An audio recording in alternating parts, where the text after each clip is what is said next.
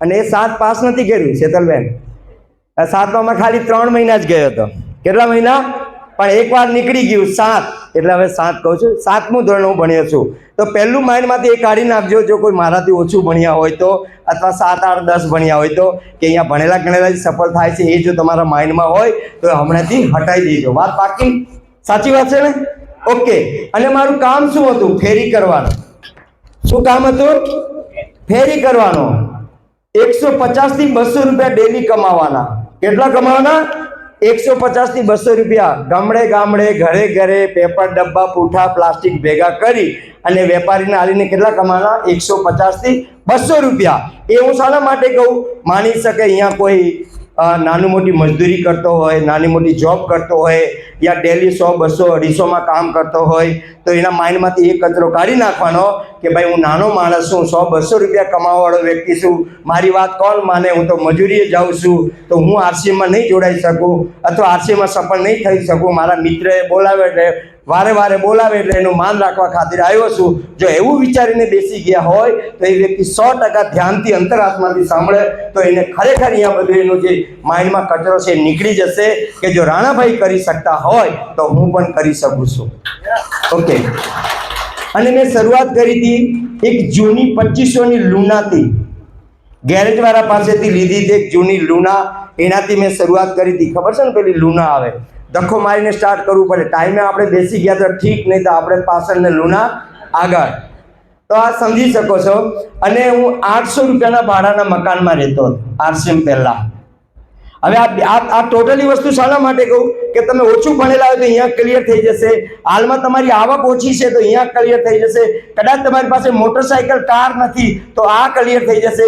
અથવા તમારી પાસે નાનું અમતું ઘર હશે, કાચું હશે, ગમે તેવું હશે, પણ મારી પાસે તો ભાડાનું હતું, એટલે આ પણ ક્લિયર થઈ જશે તમારું કે મારી પાસે ઘર નાનું છે કે મોટું છે એની સાથે કોઈ લેવા દેવો નહીં. કેટલા ભાઈ બહેનો ના ક્લિયર થઈ ગઈ? 4 વાતો થઈ ગઈ ક્લિયર? પાક્કું? ઓકે. હવે શરૂઆત તો મેં કરી 2013માં અને ભંગાર ફેરીનું કામ કરતો હતો. તો મેં ક્યાંથી શરૂઆત કરી? આરસીએમની. કોને બતાવવાની શરૂઆત કરી? મારો સ્ટાફ. મારો સ્ટાફ કોણ? હે? પેલા બધા ભંગારિયા ફેરી કરવા વાળા 14 મિત્ર હતા મારે. અમે 14 સાથી હતા.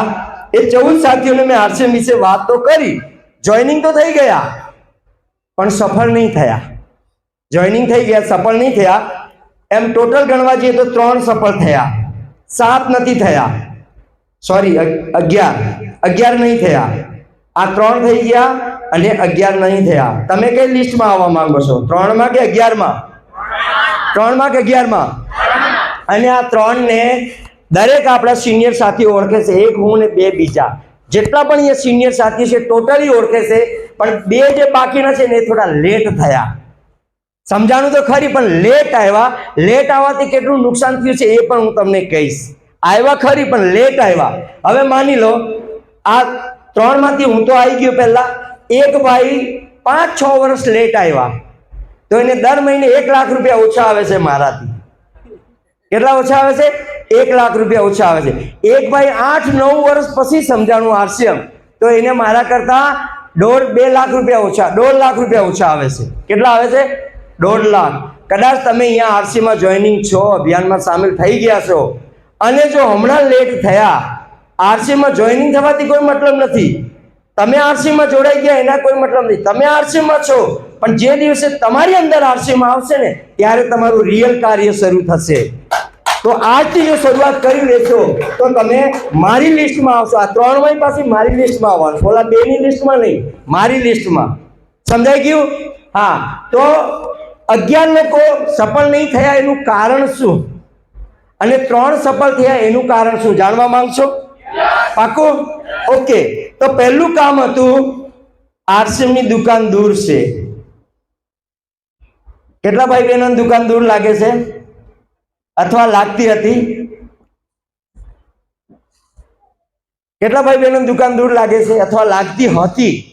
કોઈને લાગે? કહેતા નહીં. બાકી લાગતી હતી. મને પોતાને લાગતી હતી. તો ભાઈ મામા ને સ્વાભાવિક છે. મને દુકાન દૂર લાગવાનું કારણ 70 કિલોમીટર હતી ભાઈ. અમારા માંડવીથી સુરત 70 કિલોમીટર. સ્વાભાવિક છે. અને બોલવાનું એવું જરૂર, જો તમારા માઇન્ડમાં સવાલ એકવાર બી આવ્યો હોય કે દુકાન દૂર હતી, ભલે પછી તમારા અપ્લાયને ક્લિયર કરાવી દીધું, પણ એકવાર તો લાગે જ કે દુકાન દૂર છે. લાગે કે નહીં લાગે? ઓકે, તો મને પણ લાગી, 14 લોકોને લાગી. અને હું તમને કહીશ, મારો સ્ટાફની મેં વાત કરીને, કોઈ પણ વ્યક્તિ ગમે તે લેવલનો હોય, પહેલા એના સ્ટાફને જોઈનિંગ કરે. એક મારી ટીમમાં પોલીસવાળા જોઈનિંગ થયા ભાઈ, એ ટેકનિકલ બન્યા ગયા મહિને. મારી ટીમમાં 400 થી વધુ પોલીસવાળા છે, 400 થી વધુ. ને ટોટલી ગુજરાતના નહીં, મારી ટીમમાં જે પોલીસવાળા રોયલ્ટી બની એટલે એનો ફોટો આખા ભારતમાં બતાવીને આખા ભારતમાં, જે ભલે કોઈ જગ્યા 2 પોલીસવાળા, કોઈ 3, કોઈ 4, પણ મોટા ભાગના અધિકારીઓને જોઈનિંગ કરી દીધા ખાલી એનો ફોટો બતાવવાથી. સમજો, આપણા માટે એક સફળ વ્યક્તિનો ફોટો કાફી છે આપણા માટે.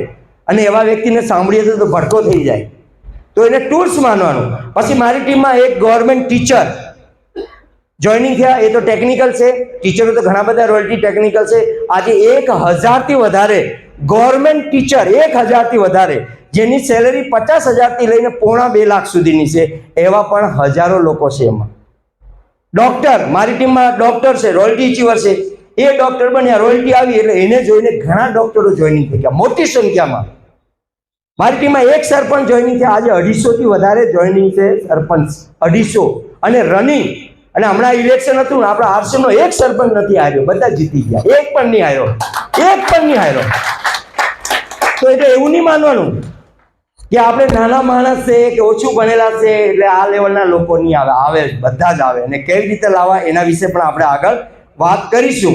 તો મને માનો કે આ 14 માંથી 11 સફળ ન થવાનું કારણ પ્રોગ્રામ, એ લોકો ક્યારે મીટિંગમાં આવ્યા જ નહીં.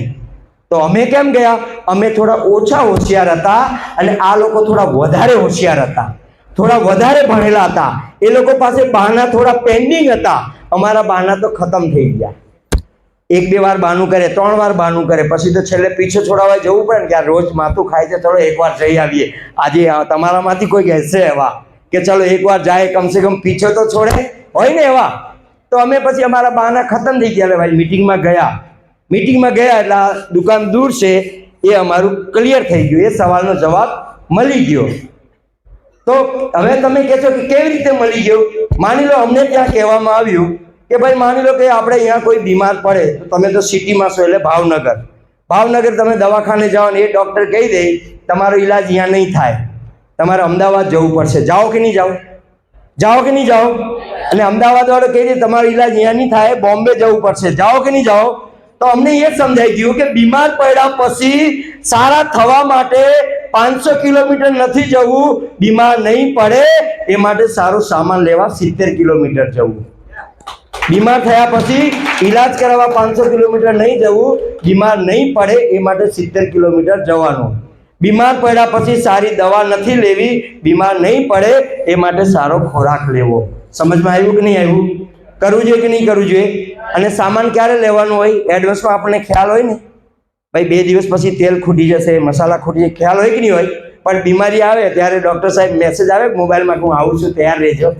બીમારી આવે ત્યારે કહીને નથી આવતી, ગમે ત્યારે આવી શકે, એને કોઈ રોકી નહીં શકે ને, એનો ઈલાજ તરત જ કરવું પડે.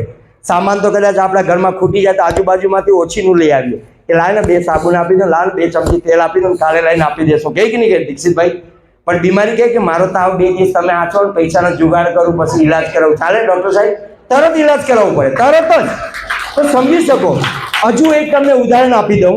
હજુ એક, માની લો કે અહીંયા તમારું ઘર છે અને બાજુમાં એક પેટ્રોલ પંપ છે, બાજુમાં જ 100-200 મીટરના અંતરમાં, અને એક પેટ્રોલ પંપ અહીંયા છે 15-20 કિલોમીટરે.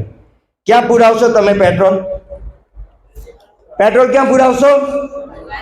બાજુમાં. સ્વાભાવિક છે, કોઈ બી વ્યક્તિ હોય બાજુમાં, આ સગા ભાઈનું હશે ને તોય નહીં પુરાવો, કારણ આવા જવામાં 1 લીટર જતું રહે. ક્યાં પુરાવશો? અહીંયા નહીં પુરાવો. પણ માની લો આ પેટ્રોલની અંદર તમારી નજરે તમે કેરોસીનનું ટેન્કર ખાલી થતા જોઈ લીધું, હવે ક્યાં પુરાવશો પેટ્રોલ? ક્યાં પુરાવશો? અહીંયા. કેમ અહીંયા નહીં પુરાવો? કારણ ભેળસેળ, તો એનાથી શું થાય? એ તો લોખંડની છે, એ બગડી જાય.